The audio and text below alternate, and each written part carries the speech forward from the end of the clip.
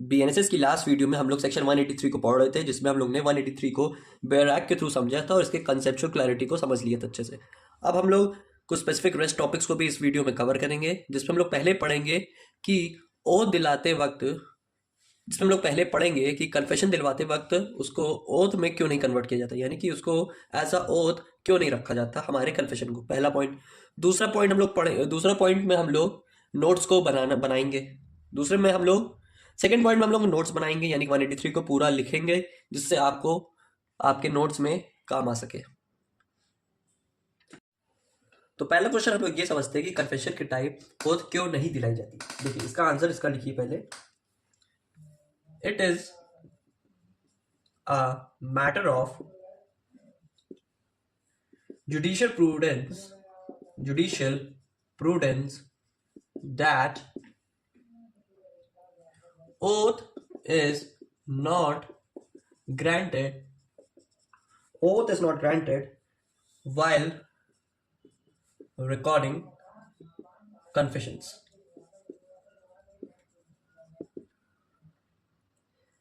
As confession is made by an accused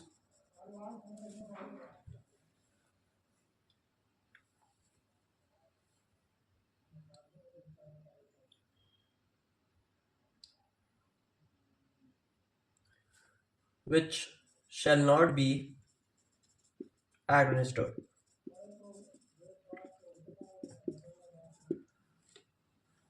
Administration of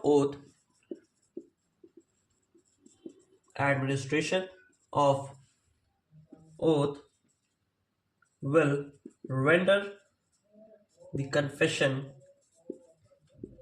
involuntary, as the oath will create the element of fear and compulsion. क्या मतलब है इस बात का? इस बात का ये मतलब है कि ओथ में हम लोग कन्फेशन इसलिए नहीं दिलाते हैं क्योंकि देखिए जो भी पुलिस वाला यहाँ पे एग्जामिनेशन करवाने यानी कि रिकॉर्डिंग करवाने स्टेटमेंट की या फिर कन्फेशन की एक्यूज को लेके आ रहा है जुडिशियल मजिस्ट्रेट के पास यानी कि कोर्ट में, तो देखिए जुडिशियल मजिस्ट्रेट को ये पहले से पता रहता है कि पुलिस वाला जो लेके आ रहा है वो जरूर इसमें उसने यहाँ पे उसको डराया होगा, धमकाया होगा, ठीक है। और साथ ही साथ उसको ये भी पता है कि अगर हम यहाँ पे वो पर्सन कन्फेशन दे देगा तो वो यहाँ पे एविडेंस बन जाएगा, क्योंकि ये बात बाय लॉ सेक्शन 183 में लिखी गई है साफ तौर से कि हम एक्यूज का कन्फेशन इनवॉलंटरी मैनर में कभी नहीं करा सकते, क्योंकि अगर वो यहाँ पे कन्फेशन कर देगा तो कल को वो उसी के अगेंस्ट एज एविडेंस यूज हो सकते हैं, ठीक है। फिर एक इंपॉर्टेंट सबूत बन गया ना, उसने जो भी यहाँ पे अपना कन्फेशन दे दिए, ए ने यहाँ पे कन्फेशन दे दिया, ठीक है। अब यही कन्फेशन यहाँ पे एविडेंस हो गया, तो कल को वो बात से वो अपनी नहीं मुकर सकता क्योंकि वो एविडेंस अब बन चुका है। तो इस चीज को रोकने के लिए, इस चीज का ब्रेकडाउन करने के लिए यहाँ पे क्या होता है, जुडिशियल मजिस्ट्रेट जो होते हैं वो यहाँ पे उनको रोकते हैं, ठीक है, कॉशन क्रिएट करते हैं, उनको अवेयर करते हैं एक्यूज को कि तुम दे तो रहे हो पर ये जान लो कल को इसी को मैं एज एविडेंस तुम्हारे अगेंस्ट यूज कर सकता हूँ, ठीक है।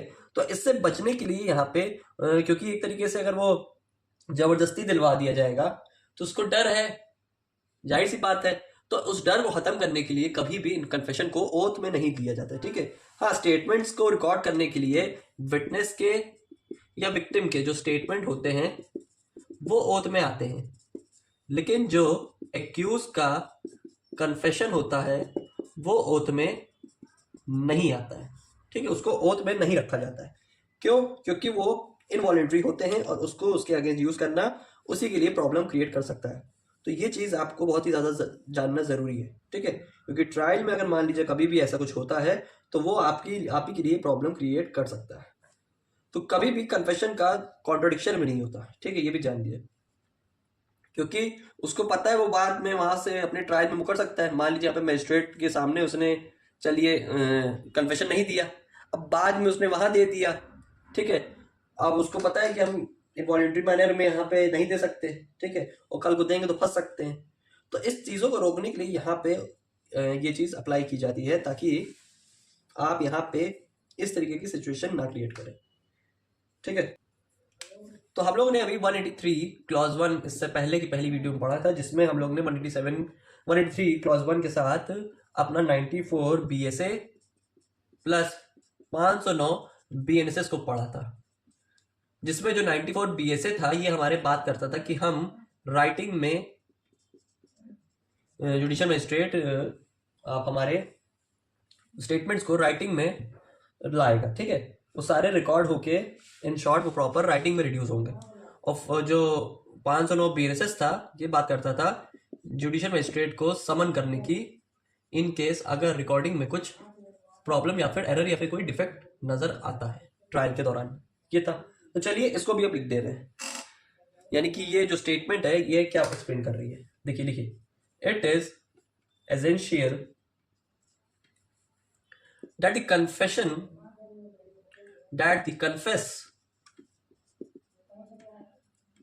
confession of section 183 BNSS should be recorded by judicial magistrate, check, and therefore if the confession was not recorded,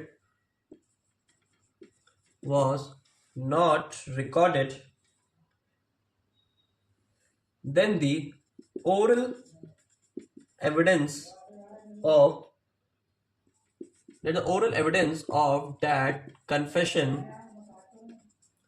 would not be permissible. Would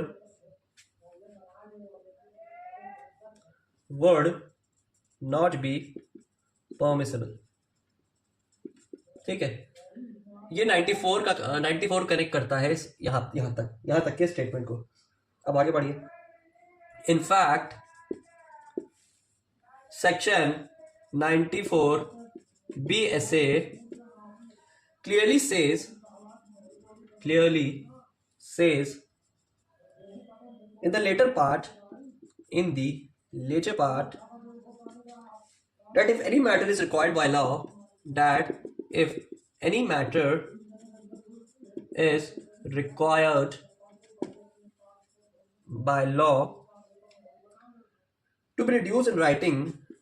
to be reduced in writing, then the contents of that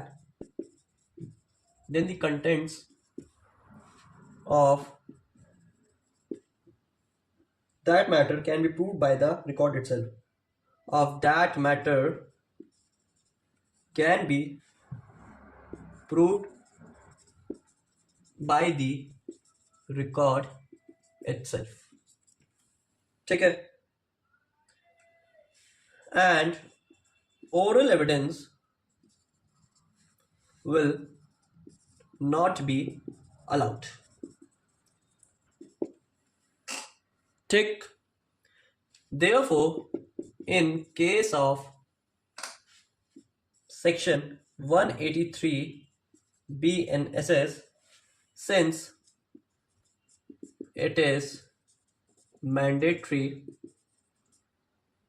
to record it,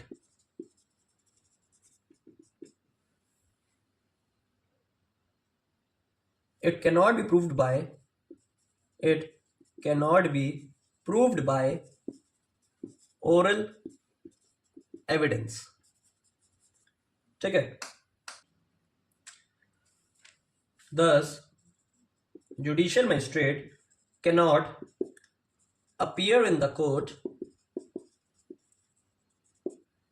to give oral evidence of the content of the confession.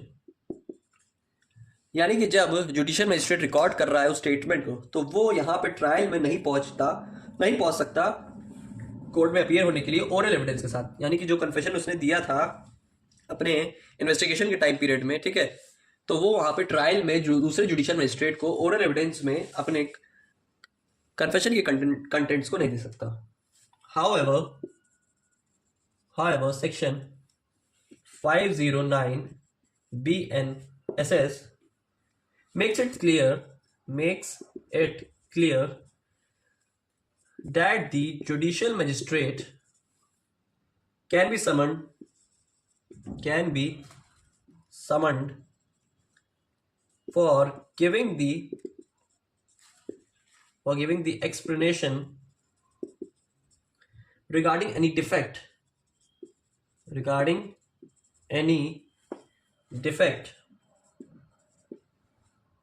in the recording of the confession.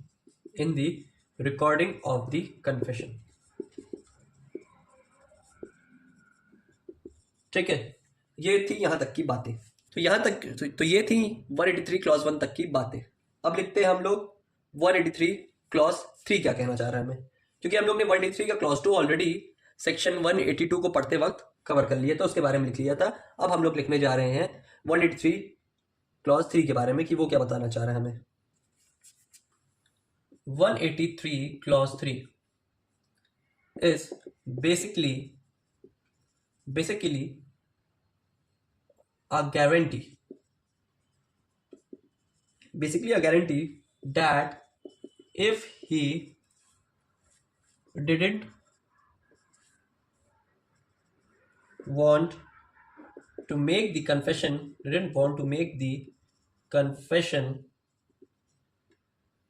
then you will not be sent back to the police custody. जो उस दिन मैंने आपको बात समझाई थी कि यहाँ पे ट्रायल के दौरान जब एक्यूज पर्सन अपना कन्फेशन देने आ रहा है तो उसको वापस जुडिशियल कस्टडी में नहीं भेजा जाएगा।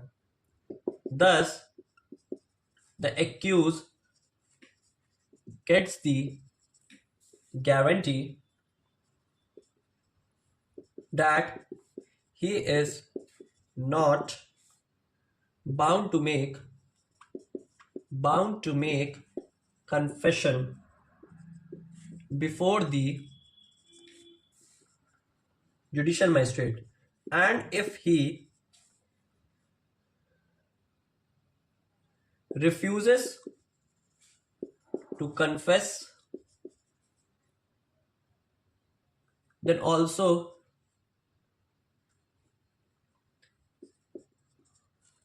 he should not be under any fear that as he will not be sent back to the police custody. देखिए क्या बात है, क्या मतलब है इसका कि सेक्शन 183 हमें एक एप्रोप्रिएट मैनर में गारंटी प्रोवाइड कर रहा है कि यहाँ पे हमें कन्फेशन देने के बाद पुलिस कस्टडी में दोबारा नहीं भेजा जाएगा, पहली चीज। और यहाँ पे अगर कन्फेशन दे रहे जुडिशियल मजिस्ट्रेट के सामने तो बिना किसी भी डर दबाव के अपने स्वेच्छा अनुसार वॉलंटरी मैनर में देना चाहते हैं तो देंगे, नहीं देना चाहेंगे तो कोई प्रॉब्लम नहीं है, आप पुलिस कस्टडी में दोबारा नहीं भेजे जाएंगे। 183 का क्लॉज 3 हमें ये बात कह रहा है। ठीक, जो सेकंड हमारा इसके बाद का जो था 183 क्लॉज 4 जो था, इसको भी ऑलरेडी हम लोग ने सेक्शन 182 में पढ़ लिया था, जिसमें कन्फेशन का मेमोरेंडम समझाया गया है और उसका फॉर्मेट बताया गया है। ठीक है, अब हम लोग 183 के क्लॉज 5 और क्लॉज 6 को लिखने की कोशिश करते हैं। 183 clause 5 and clause 6, normally the statement of section 183 clause 5 are mere previous statement, and they are not substantive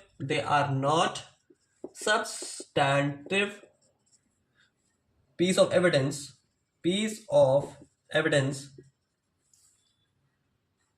for the person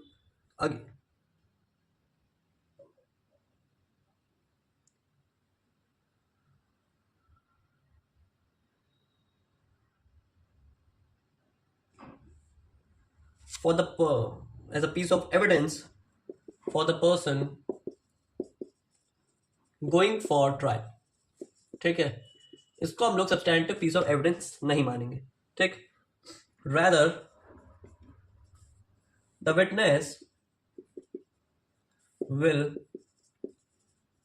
have to appear before the court at the trial stage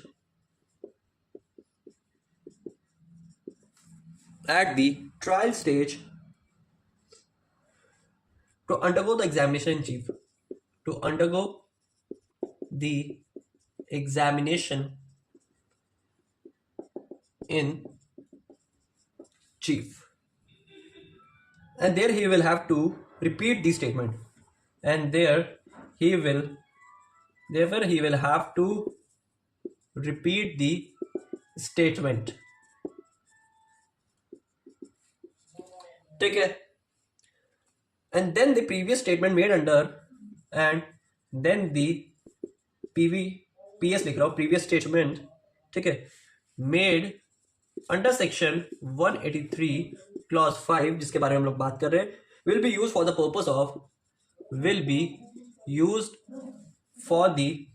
purpose of corroboration and contradiction. ठीक है भैया, समझ आई बात यहां तक की?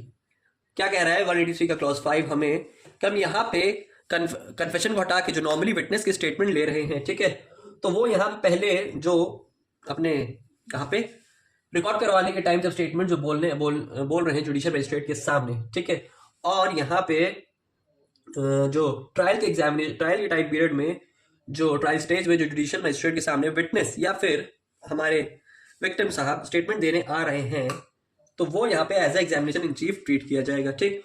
और तब उस सिचुएशन में हम अपने प्रीवियस स्टेटमेंट को यहाँ पे उससे कॉन्ट्रडिक्ट भी करवा सकते हैं और उसको कोरोबोरेशन यानी कि उसका सपोर्ट भी करवा सकते हैं जो हम लोग ने प्रीवियस स्टेटमेंट जुडिशियल मजिस्ट्रेट के सामने दिए थे, ठीक है. लेकिन इन जनरल हमारा जो प्रीवियस स्टेटमेंट है वो कहीं भी तरीके से सब्सटैंटिव पीस ऑफ एविडेंस नहीं है, ठीक है. सिर्फ विटनेस के लिए है जब वो यहाँ पे पहले हमारे जुडिशियल मजिस्ट्रेट के सामने इन्वेस्टिगेशन के टाइम पहुंच रहे हैं और दूसरा फिर वो ट्रायल स्टेज में पहुंच रहे हैं, क्योंकि ट्रायल स्टेज में जब वो पहुंचेंगे तो वो उनका एग्जामिनेशन इन चीफ में कंसिडर किया जाएगा एंड देन उनके प्रीवियस स्टेटमेंट से उनके अब वाले स्टेटमेंट से दोनों को आपस में कोरोबोरेशन और कॉन्ट्रडिक्ट करा जा सकता है. तो यहां तक कि 183 क्लॉज 5 की बात की गई है. देखते हैं 183 का क्लॉज 6 हमें क्या बताना चाह रहा है. 183 का क्लॉज 6 हमें क्या बताना चाह रहा है. However, if the statement of temporarily or permanently, mentally or physically disabled victim of sexual offenses was recorded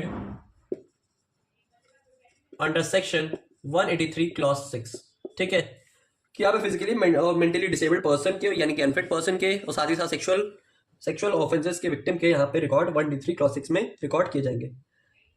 then such statement would be considered to be an examination in chief for the purpose of trial, for the purpose of trial, and hence the victim will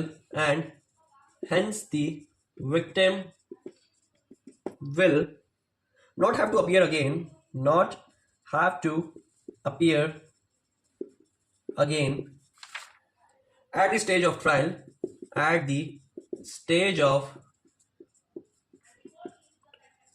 trial, for examination in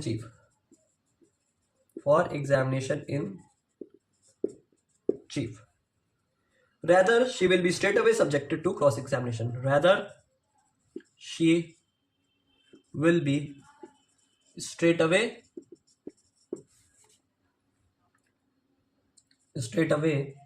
Subjected to cross examination.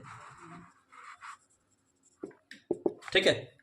क्या मतलब हुआ इस बात का कि यहाँ पे इन सब पर्सन के साथ जो मेंटली फिजिकली डिसेबल्ड है, यानी कि सेक्सुअल ऑफेंसेस जिनके साथ हुआ है, दोनों में से कोई भी पर्सन है जैसे, तो इनका हम अगर जुडिशियल मजिस्ट्रेट के सामने स्टेटमेंट रिकॉर्ड करवाने ले जा रहे हैं तो उसी समय इनका एग्जामिनेशन इन चीफ कंसिडर किया जाएगा, ठीक है। बाद में जब ट्रायल स्टेज आएगी तो तब वहां पे उनका दोबारा से एग्जामिनेशन इन चीफ नहीं कराया जाएगा। वहां फिर सामने वाला पर्सन यानी कि अपोजिट एडवोकेट उनका क्रॉस एग्जामिनेशन पूरी तरीके से डायरेक्टली करेगा। ये बात यहाँ पे 183 क्लॉज 6 में बताई जा रही है। उस 7th वाला आपको पता ही है कि जो यहाँ पे कन्फेशन को रिकॉर्ड कर रहा है फिर वो यहाँ पे फॉरवर्ड करेगा उस मजिस्ट्रेट को जो इंक्वायरी और ट्रायल चला रहा है। तो ये पूरा हमारा कंप्लीट होता है नोट्स के साथ हमारा सेक्शन 183 का सेक्शन। अब एक केस लॉ भी है इसी से रिलेटेड, सेक्शन 183 से रिलेटेड, इसको भी देख लेते हैं क्या बताना चाह रहा है इसमें। एक केस है स्टेट ऑफ यूपी वर्सेस सिंघारा सिंह 1963। सिंघारा Singh versus state of UP 1963 supreme court का केस है। क्या बताया गया था, लिख लीजिए इसका fact. It was held that under section 164 CrPC, 164 CrPC जो हमारा अभी है 183 BNSS, ठीक है। It was the judicial magistrate first class who can record the confession and judicial magistrate second class cannot record the confession,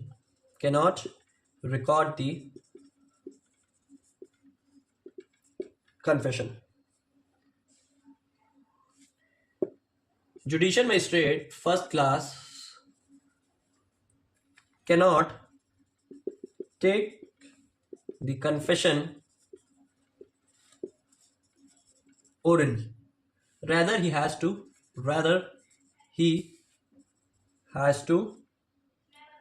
properly record the confession, क्या मतलब यहाँ पे बात की जा रही है इस केस लॉ के अंदर। देखिए ये केस बता रहा है जैसे जुडिशियल मजिस्ट्रेट फर्स्ट क्लास है और जुडिशियल मजिस्ट्रेट सेकंड क्लास है, ठीक है। तो जुडिशियल मजिस्ट्रेट यहाँ पे कन्फेशन कर सकता है, स्टेटमेंट का कन्फेशन को रिकॉर्ड कर सकता है एक्यूज के, ठीक। यहाँ पे confession judicial magistrate second class नहीं कर सकता, और ये जो कन्फेशन यहाँ पे रिकॉर्ड होगा वो यहाँ पे ओरल में नहीं कर सकता, रिटन में यहाँ पे होंगे। इतनी बात इस केस लॉ में बताई गई थी, तो ठीक है। तो इसी के साथ आपकी आज की वीडियो का टॉपिक पूरी तरीके से खत्म होता है। तो मिलते हैं फिर आगे BNSS की नेक्स्ट वीडियो के अंदर।